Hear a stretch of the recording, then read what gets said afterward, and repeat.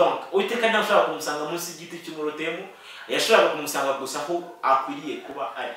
Ni ukuvuga ngo umugisha w'Imana si uko udahari, umugambi w'Imana si uko udahari, ubushake bw'Imana si uko budahari kuri twebwe, ariko nyamara ubwo bushake ntabwo dushobora kubumenyera aho turi, bisaba ko twimuka tukajya aho dukwiriye kuba turi, nibwo ijuru ry'Uwiteka rizahadusanga.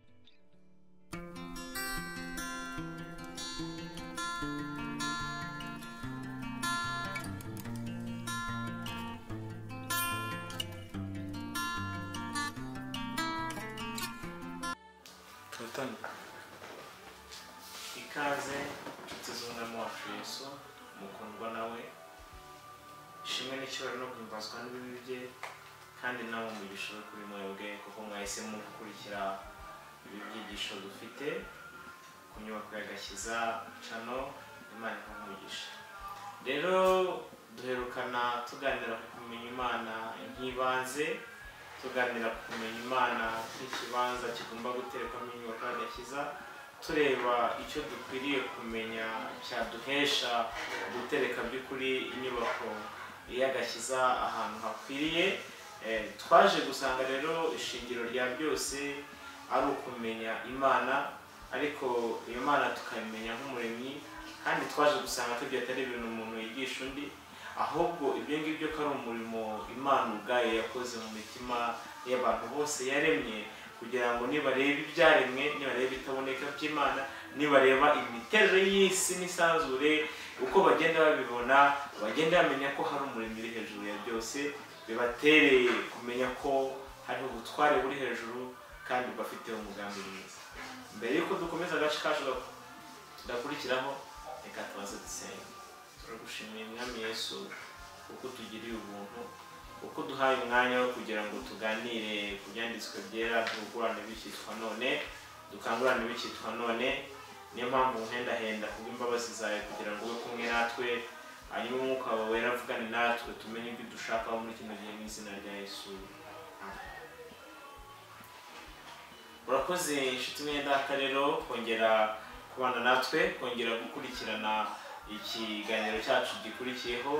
Uyu munsi ntabwo turi bujye cyane kure y'ibyo twaganiriye ku byerekeranye no kumenya, kubera ko uko kumenya gufite intego ikomeye, gufite impamvu ikomeye. Wenda wavuga ngo kumenya Imana nk'umuremyi ese byaba bibanze bikaba bihagije gusa. Oya, kumenya Imana nk'umuremyi bituzanira kugendana nayo, uko kugendana nayo kukatuzanira kugenda tumenya indi miterere mu bwaguke y'Imana. Twavuze gusa ko tuzareba ishusho rusange y'imirebere umuntu wese akwiye, kugira ngo bimuheshe kuba yakwitwara uburyo bukwiye, bimuheshe kuba yagendera mu murongo umuremyi yashyizeho, bimuzanire guhirwa bitamuzaniye urubanza no gucirwa iteka. Niyo mpamvu rero muhendahenda kugira ngo unakurikirane kino cyiciro tugiye gukurikizaho, kuko ntekereza ko hari n'ibindi bizajya bigenda bikwagura. Niba waraboneye inzu inyuma, ukeneye no kwibonera imbere, ukeneye no kwibonera mu mpande, ukagenda ubona buri ruhande. Uko utindana n'Imana rero niko ugenda ubona izo mpande zose. Muzumva inshuro nyinshi mu mateka y'Imana haragiye habaho amazina bayita, hakaba n'amazina nayo ubwayo yivugira, ariko ibyo byose ndabahamiriza ko byagiye biterwa n'umubano abantu bagendaga bajyana n'Imana, kuko uko tugenda tuyibona niko tubasha kwibonera amazina menshi, kandi none tugende duha amazina yayo menshi, amazina ahuye n'uko iri kuri twebwe. Hari aho uzasanga bayita El Shaddai, hari aho uzasanga bayita Adonai, hari aho uzasanga bayita Jehova Rafa, ubundi bakayita Jehova Ire, ubundi bakayita Jehova Tsikenu, Jehova Sama. N'amazina menshi ushobora guha Imana bitewe n'impamvu zawe, cyangwa se nawe ubwayo ukaguha amazina bitewe n'impamvu zayo. Ariko ndabahamiriza ko ibyo byose biterwa n'urugendo umuntu agendana n'Imana, nibwo agenda abona ko Imana ari Imana ishobora byose, nibwo agenda abona ko Uwiteka Imana ari umunyembaraga, nibwo kwibanze amenya ko Imana ari Yahweh, donc ari Imana iriho, ari Imana ikora, ari Imana ibasha kugaragara, gukora ikabigaragaza. Akabona ko ari Imana ikiza indwara, Jehova Rafa, akabona ko ari Imana yishakira igisubizo mu gihe cy'ibibazo, Jehova Jire, akabona akari Uwiteka utweza, akabona ko Uwiteka ari ugukiranuka kwacu, akabona ko Uwiteka ari Imana iri kumwe natwe. Ayo mazina yose ni amazina dushobora guha Imana ariko bishingiye ku rugendo tugendana n'Imana, ariko ikibanze dukwiriye kumenya Imana nk'umuremyi, ibindi bikurikiraho hanyuma Imana iduha umugisha. Uyu munsi rero ndagira ngo tuganire n'ubundi ku magambo y'Imana. Turi busome imirongo 2 yo mu bice bitandukanye bya Bibiliya, ariko intego y'uyu munsi irabitubwira ngo dukwiriye kumenya ko umugisha Imana itanga, dukwiriye kumenya ko ubushake bw'Imana kuri twebwe ntabwo budusanga aho turi, ahubwo budusanga aho dukwiriye kuba turi. Donc umugisha w'Imana ntudusanga aho turi, ahubwo dusanga aho dukwiriye kuba turi. Ntabwo dukwiriye gufata ibintu byacu, dukwiriye gufata gahunda zacu ngo tuzishyire ku murongo niturangiza tubwire Imana ngo Mana ngwino ube muri gahunda zacu, ahubwo ni ikinyuranyo. Dukwiriye kwinginga Imana ikaduha gahunda, twe tukaba muri gahunda zacu kuko Imana yabipanze. Imana tugire neza. Reka wenda twifashishe amagambo y'Imana, ariko turahera n'ubundi muri Yohana ubutumwa bwiza igice cya 17:3, ndajya no mu gitabo cy'Amambere naho igice cya 17:3. Rero Umwami Yesu arimo asenga asabira abigishwa be, anamenyekanisha imigambi ye ku bantu. Hari aho yageze aravuga ngo ubu nibwo bugingo buhoraho, nuko bakumenya ko ari wowe Imana y'ukuri yonyine, bakamenya n'uwo watumye ari we Yesu Kristo. Ni ikintu gikomeye cyane kumenya Imana. Umwami Yesu yabihwanije n'ubugingo buhoraho, aravuga ngo ubu nibwo bugingo buhoraho, ko bakumenya ko ari wowe Imana yonyine, bakamenya n'uwo watumye ari we Yesu Kristo. Uwo ni Umwami Yesu wabyivugiye ubwe, ahamya ko uko kumenya Imana ko ariyo Mana yonyine, bya bindi twaze tuvuga bihwanye n'ubugingo buhoraho. Hari ibintu byubaka mu buzima bw'umuntu bigatuma bimuzanira ubugingo buhoraho nk'uko Imana yabigambiriye, ko bakumenya ko ari Imana yonyine, bakamenya n'uwo watumye ari we Yesu Kristo. Ubwo turacyari ku ruhande rwo kumenya Imana ko ariyo Mana yonyine iriho, ko ariyo muremyi wa byose, ko ariyo muremyi w'ijuru n'isanzure n'isi yacu irimo, ko ari we washyizeho amategeko y'ibyo byose tubona. Ubwo rero ibyo bizana ubugingo buhoraho iyo tumenye ibyo ngibyo, hanyuma tukamenya n'uwo yatumye ari we Yesu Kristo umwami wacu. Ubu bugingo ngiye kubabwira cyangwa se iyi migambi y'Imana kuri twebwe, ndabahamiriza ko atari ibyo tumenya tukabimenyera aho turi, ahubwo nibyo tumenya tubimenye aho dukwiriye kuba turi. Imana itugire neza. Reka dusome aho hantu mu gitabo cy'Abami ba mbere mu gice cyaho cya 17 umurongo waho wa 3, turataruka dusome no hasi yaho gatoya. Igitabo cy'Abami ba mbere igice cya 17, aho tugiye kuvuga ku mugabo gato witwa Eliya. Handitse ngo va hano ugende werekeze. Umutwe w'amagambo uravuga ngo Elisa ateza amapfa yisha ukageza kitwa Kireti. Va hano ugende werekere iburasirazuba uhishe uruhande rw'akagezi kitwa Keriti ahateganye na Yorodani, uzajya unywa amazi yako, kandi ntegetse ibikona kujya bikugemurirayo. Dutarutse tukagera hasi ku murongo wa 9, handitse naho ngo haguruka ujye Sarefati h'Abasidoni abari kuba hari umugore w'umupfakazi niwe ntegetse kugutunga. Ibi bintu hamwe n'andi magambo turi burebe wenda imbere gatoya, ndagira ngo tuganire gato kuri iyi mirongo 2, turaza no kureba n'undi hepfo gatoya ku rugendo rwa Eliya. Hano hamaze kubaho amapfa, Eliya amaze gusaba ngo imvura ntizongere kugwa n'ikime kiva mu ijoro kizongere kuboneka kugeza igihe azabitegekera. Uwiteka yarabonaga ko Eliya nawe ikibazo cy'inzara kizamugeraho, ikibazo cy'amapfa kizamugeraho, ariko Uwiteka ashima kumumenyesha imigambi ye yuko azamutunga muri ibyo bibazo. Arangije aramubwira ngo va hano ugende ujye ku kagezi kitwa Keriti hafi ya Yorodani, uzajya utungwa n'amazi yako, kuko kandi nategetse ibikona kujya bikugemurirayo. Donc itegeko ryo gutegeka ibikona ryatanzwe mbere yuko aya magambo avuga. Nitureba twitonze iyi mvugo umwami Imana yakoresheje amubwira, yaramubwiye ngo va hano ugende werekere iburasirazuba wishiraga bakageze kitwa Keriti ahateganye na Yorodani, uzajya unywa amazi y'akagezi kandi ntegetse ibikona kujya bikugemurirayo. No kuvuga ngo umwami Imana yategetse ibikona kujya bigemurira Eliya kwa ako kagezi mbere yuko Uwiteka bimubwira, mbere yuko atangira kuganiriza Eliya kujya mutekerezaho. No kuvuga ngo ari kuri urwo ruhande no ku ruhande rwo hasi nabwo aho Uwiteka yaramwimuye amazi y'akagezi ka Keriti amaze gukama, Uwiteka yaramubwira ngo va hano ugende ujye isi Sarefati h'Abasidoni hari umupfakazi, ntegetse uwo mupfakazi kugutunga. Nabwo Uwiteka yingiye kumubwira ko yamaze gutegeka umupfakazi gutunga Eliya nkuko cyagihe yari yamaze gutegeka ibikona ngo bitunge Eliya. No kuvuga ngo umugisha Imana itanga cyangwa se ibintu Imana ikugenera, ibyo Imana ishaka kumenya, ibyo Imana ishaka kutunga, ntabwo biri aho uri, ahubwo biri aho ugomba kuba uri. No kuvuga ngo mu cyacu cyo kumenya, dukeneye kumenya mu bintu dukeneye ku Mana. Ibintu by'ibanze dukeneye kumenya no kumenya ngo mbese ahantu ndi niho nagombye kuba ndi, ese ahantu mpagaze niho nagombye kuba mpagaze, ese ahantu ntuye niho nagombye kuba ntuye. Kubera ko inshuro nyinshi duhura n'imbogamizi zo kutamenya icyo umwami Imana ashaka kuri twebwe, bigatuma tubasha kuba hariho hose, bigatuma tubasha kwitwara uko ariko kose, bigatuma tubasha kugenda uko tubyumva. Ariko nyamara umugisha Imana yategetse wo kugutunga, umugisha Imana yategetse wo guhirwa kuri wowe, ntabwo uraho uri, ahubwo uraho ugomba kuba uri, uraho ukwiye kuba uri. Imana tugire neza kandi Imana dufashe. Umugisha w'Imana si ukuvuga kudahari, ariko nyamara hari igihe umuntu azenguruka agashaka umugisha, agashaka ubwo bushake bw'Imana kuri, kuko ntabwo intego z'Imana ko ari uko Eliya yicwa n'inzara. Intego z'Imana ko ari uko Eliya abona ibimutunga biturutse ku Mana.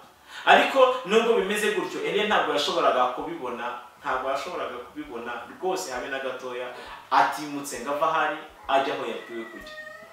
Mu rugendo rurerure yakoze yaragiye, ariko yihatira cyane kujya aho Uwiteka yamubwiye, kuko korodone z'ahantu yagombaga kujya yagombaga kuhabwirwa nuko asanzwe umugisha w'Imana Imana yateguye kuri we. Ni ukuvuga ngo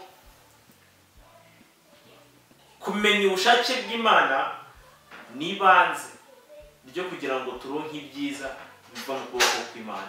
Imana idufiteho umugambi, ariko nyamara uwo mugambi uzasohora igihe cyose natwe ubwacu tuzaba twamenye icyo Imana idushakaho kandi tukitegura kukigenderamo, tugashakashaka uko twahagarara muri cyo nk'uko ibyanditswe byera biduhamiriza. Wenda si bivuga gusa, ahubwo iyo wigiye imbere ukagera no mu gice cya 19 cy'iki gitabo cy'Abami ba mbere, uzasanga amagambo y'ukuntu, reka ntabwo nshaka kuyasoma, ariko mu gice cya 19 nusoma wenda uhereye ku murongo wa 5 uzasanga amagambo y'ukuntu Eliya yiryamiye munsi y'igiti cy'umurotema agasinzira, marayika akaza akamukora amubwira ati byuka urye. Arakanguka abona umutsima utaze ku makara n'agacuma k'amazi biri ku musego we, ararya aranywa arongera ariryamira. Marayika aragaruka ubwa kabiri amukora amubwira ati byuka urye kuko urugendo runini kandi rugukomereye. Nuko arabyuka ararya aranywa, iyo ndayigendera iminsi 40 n'amajoro 40, agera i Horebu ku musozi w'Imana. Ageze yinjira mu buvumo, hanyuma ijambo ry'Uwiteka rimugeraho, aramaze ati Eliya we urakora iki aho ngaho? Nako kantu nshaka kuvugaho gatoya. Ni ukuvuga ngo nkiri kuri bya jambo, Uwiteka Imana natwe ubwacu, si uko Uwiteka badafite imigambi kuri twebwe, si uko Uwiteka badafite ibyo atekereza kuri twebwe, ndi Uwiteka Imana natwe ubwacu, Uwiteka Umuremyi natwe ubwacu, si uko badafite imigambi kuri twebwe. Ariko nyamara hari ahantu adashobora kutubwirira, hari ahantu adashobora kutumenyeshereza imigambi ye kuri twebwe. Naribajije cyane muri aya magambo, ni cyatumye Uwiteka yohereza marayika agabwira Eliya kurya, akabwira Eliya kunywa, akamusaba guhaguruka akagenda urugendo rw'iminsi 40 n'amajoro 40, Uwiteka atamubwiriye aho yarari. mbese Uwiteka we kuza akagera munsi cya giti cy'umurotemu byari kumunanira atiriwe atuma marayika? Narabyibaje igihe kinini, ariko nza gusanga hari ahantu dushobora kuba turi ntitubashe kumva umugambi w'Imana. Inshuro ebyiri zose Eliya abibwirwa ngo byuka urye kandi unywe uhaguruke ugende. Amaze kugenda ageze ku musozi w'Uwiteka i Horebu, Uwiteka aramusanga aramubwira ngo Eliya we urakurikirana. Donc Uwiteka ntashobora kumusanga munsi y'igiti cy'umurotemu, yashobora kumusanga gusa aho akwiriye kuba ari. Ni ukuvuga ngo umugisha w'Imana si uko udahari, umugambi w'Imana si uko udahari, ubushake bw'Imana si uko budahari kuri twebwe, ariko nyamara ubwo bushake ntabwo dushobora kubumenyera aho turi, bisaba ko twimuka tukajya aho dukwiriye kuba turi, nibwo ijuru ry'Uwiteka rizahadusanga. Ntucikane n'agace kacu gakurikiraho Uwiteka agukwiriye.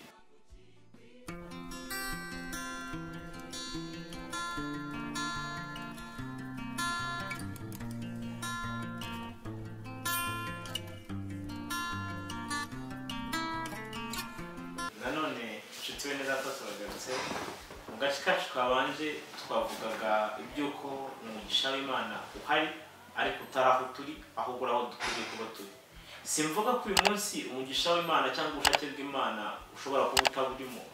Niba unaburimo uraho ukwiriye kuba uri, ntabwo uraho wari uri.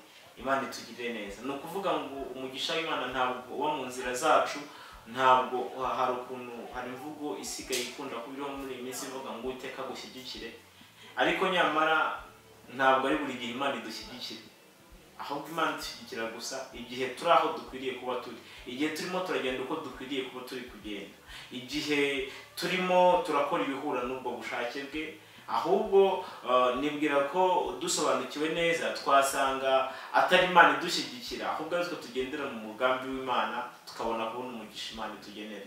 Kuko umugambi w'Imana urahari, ubushake bw'Imana kuri wowe burahari, ibyo Imana itekereza kuri wowe birahari, ibyo Imana igushakaho birahari, ariko nyamara ntushobora kubimenya uri aho uri, keretse wimutse ukajya aho ukwiriye kuba uri.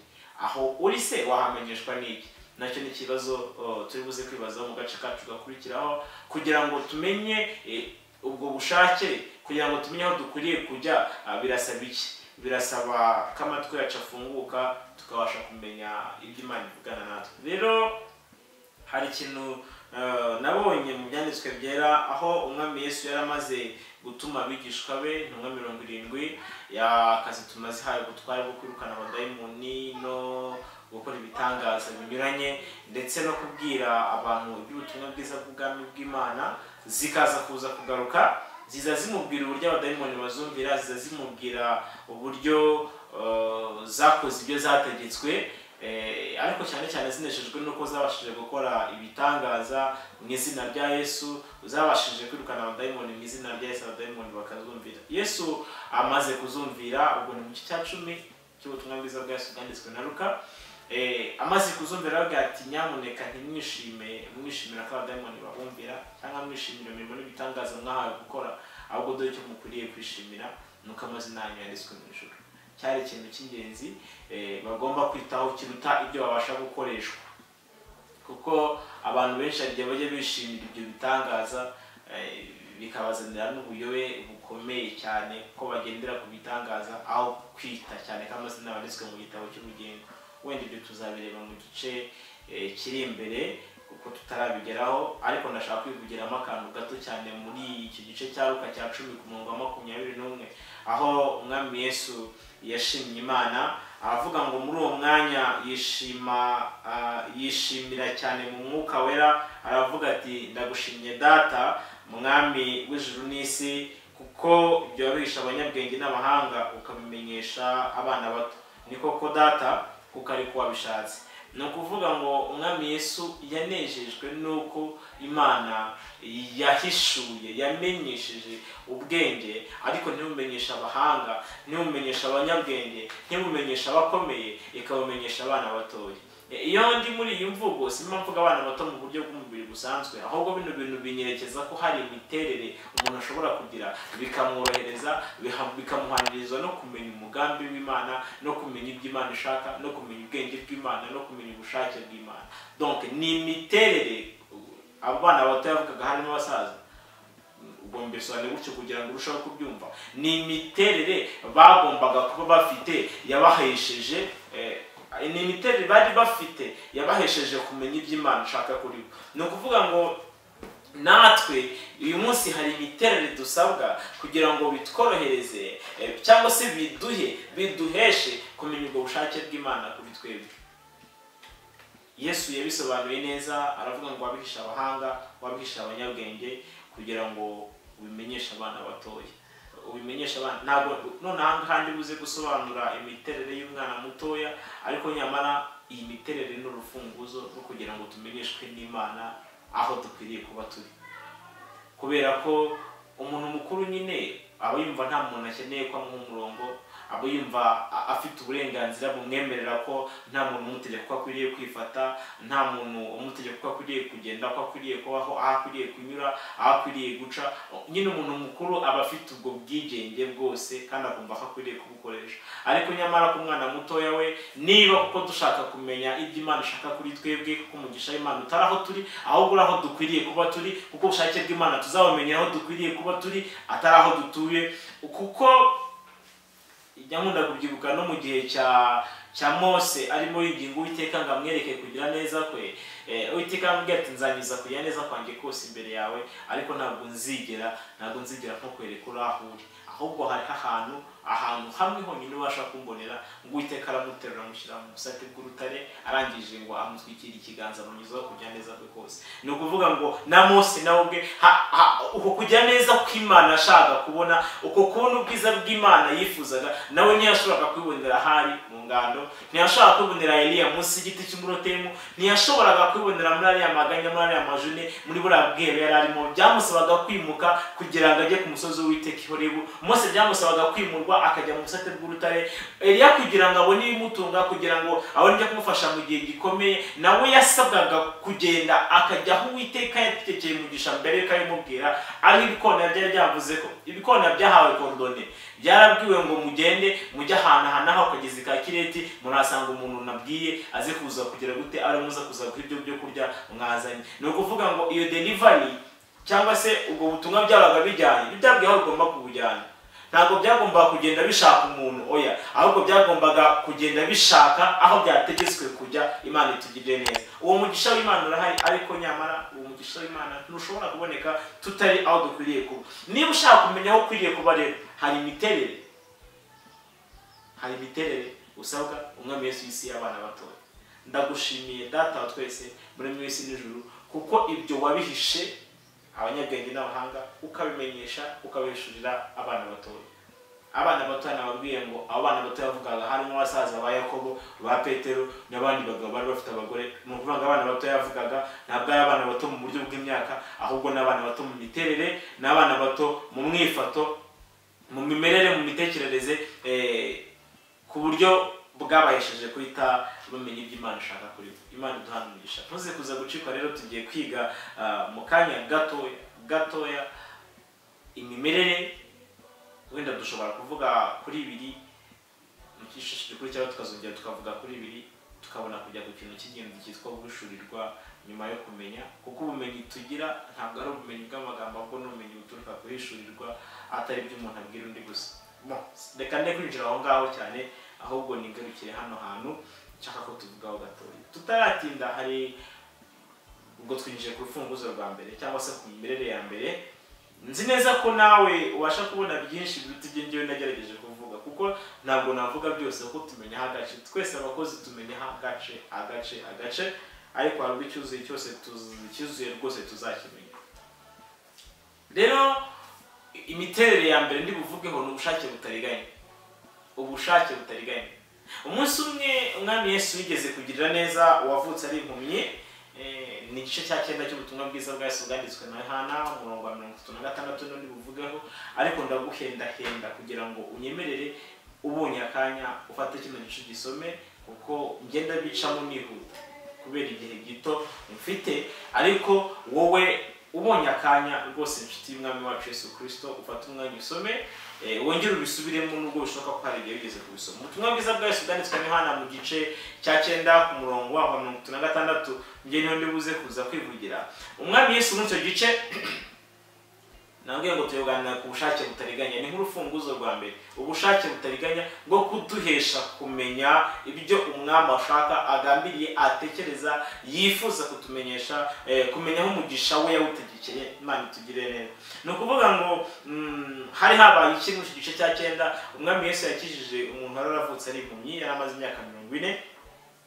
Abigenje ate? Amusiza kondo ku maso, aramubwira ngo nagende yihagire mu kidendezi cyitwa Siloamu, bisobanurwa ngo yaratumye.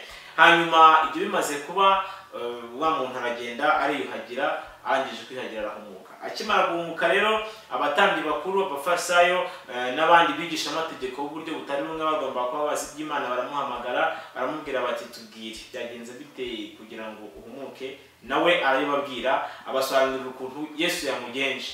Amaze kubibabwira rero, barangije ngo ntibabyemera, baramubwira ati shima Imana kubera ko uwo muntu wagukijije ari umuntu mubi, wewe shimira Imana. Undi nawe ntiyabyumva, aravuga ariko se mumbwira gute ko uwo muntu ari umuntu mubi kandi yabashije kumpumura? Arakomeza arababwira ngo mbese ko tuzi neza ko Imana itumva abanyabyaha kandi ko nta muntu wigeze akora ikimeze gutyo akaba yakijije wavutse ari impumyi, mwebwe mushingira kuki muvuga ko umuntu ari umunyabyaha? Nuko atubahiriza isabato gusa nkuko baramurega n'ibindi birego byinshi. Ariko bo ntibizera, ntibemera ko ibyo bintu koko byabaye, kugeza igihe batumirije ababyeyi b'uwo muntu.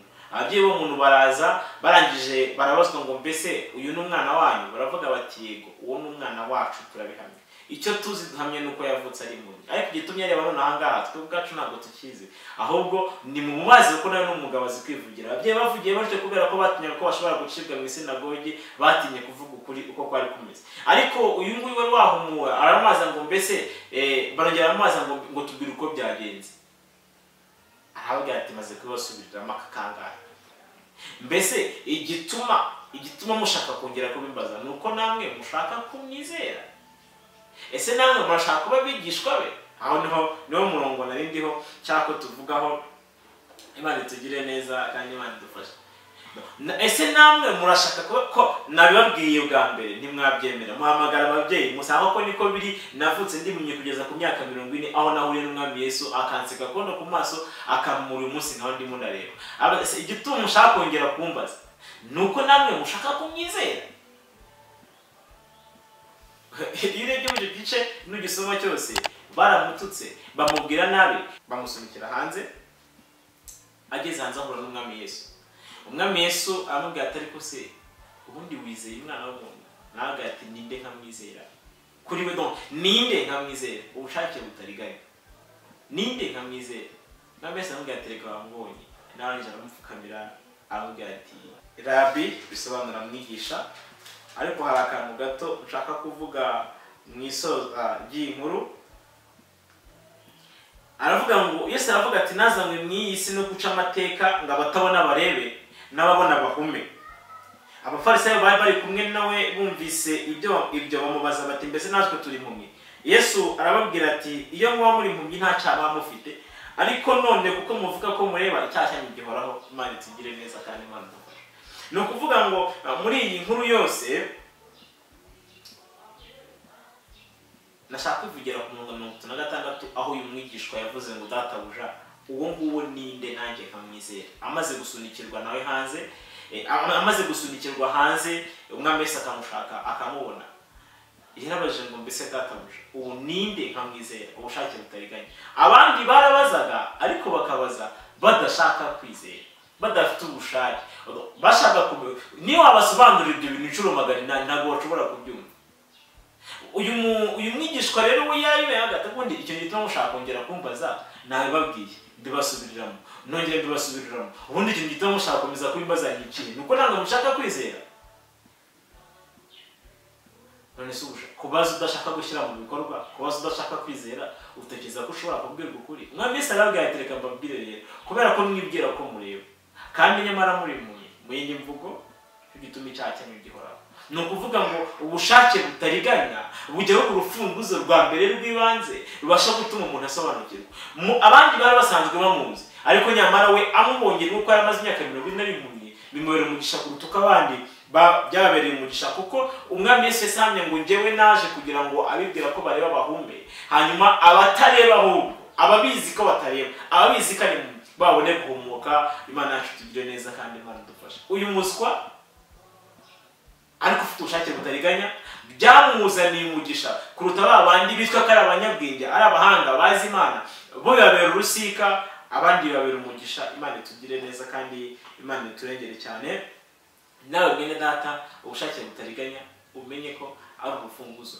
Ubushake butariganya mbimenye nabambimenyeye kugira ngo mbyizere, nambimenyere kugira ngo mbyumvire, nambimenyeye kugira ngo mbigenderemo, nambimenyeye kugira ngo bihindure ubuzima bwanjye, nambimenyeye kugira ngo ngire umwete wo kujyaho Imana ishaka komba, nambimenyeye kugira ngo nsobanukirwe umugambi Imana kuri njyewe kandi mugenderemo. Ubwo bushake butariganya ni urufunguzo rwibanze mu kugira ngo duheshwe kumenya aho dukwiriye kuba turi, kuko aribyo bizana umugisha abumvira Imana. Reka tukiri aho ngaho, turaza gukomezanya mu kanya tugiye ku kantu k'ingenzi kitwa kwemera ingaruka zo gusobanukirwa. Ko gusobanukirwa kugira ingaruka, ntabwo gusobanukirwa bigarukira aho ngaho, ahubwo binagira ingaruka kuko byafekta, bigira uruhare ku mibereho yawe isanzwe, bigasaba ko indi nzira wagenderagamo. Umwami Yesu aguhe umugisha, ntuze gucika n'ishaka gikurikiraho. Umwami wacu Yesu Kristo abane nawe. Amen. Turagushimiye Mwami Yesu kuko tugira neza kandi ukatwitaho. Imigambi yawe ni myiza kuri twebwe, kandi ugambiriye kuduhishurira ibyo utekereza n'ibyo ushaka kuri twebwe. Uduhe umwete kugira ngo tubigenderemo ku bwa Yesu Umucunguzi. Amen.